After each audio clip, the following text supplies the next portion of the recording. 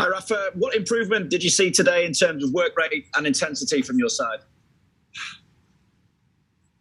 I would say work rate, the team is used to do well. So I said so many times, the commitment is there. We can make mistakes, we can concede goals, or we can miss chances. But in terms of commitment, especially we have seen at home that the team had that. So we lost 2 games because we made mistakes, not for lack of commitment.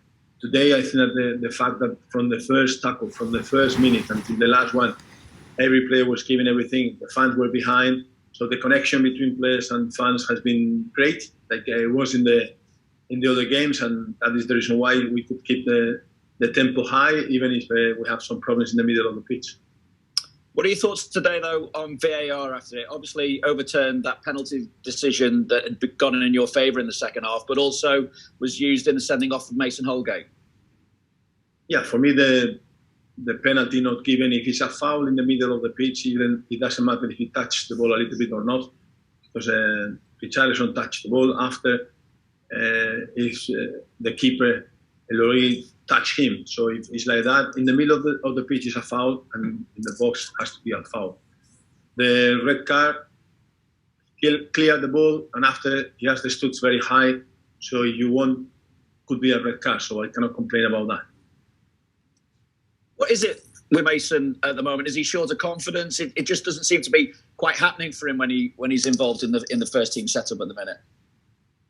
To be fair, we have issues today with the midfielders because Delft has been great in the last game, and in this one, it was 10 weeks without playing. He has a yellow card, so we have to make a substitution already.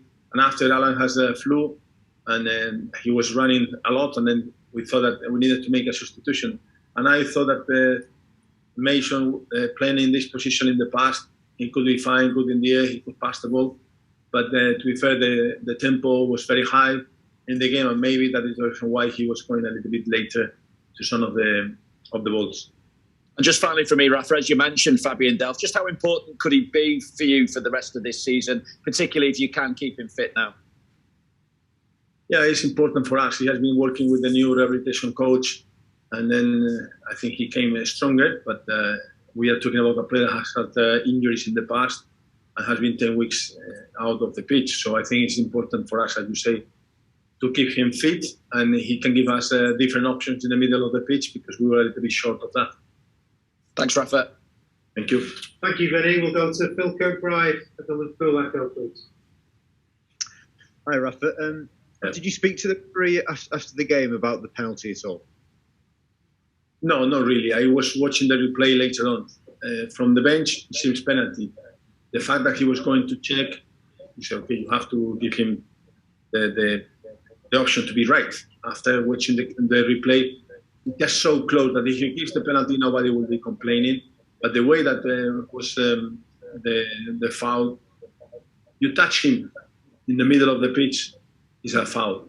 So in the penalty box is the same. And just on Mason's red card, obviously that would lead to a suspension and leave you, as it stands, with only 2 senior centre halves. What's your expectation on Yerry Mina's fitness?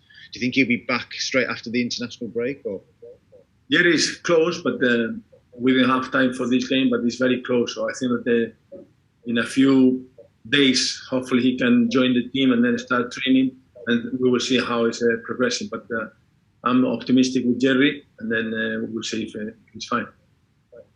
Thanks, Rafa. Thank you. If there's any further questions, if you can please raise your hand now.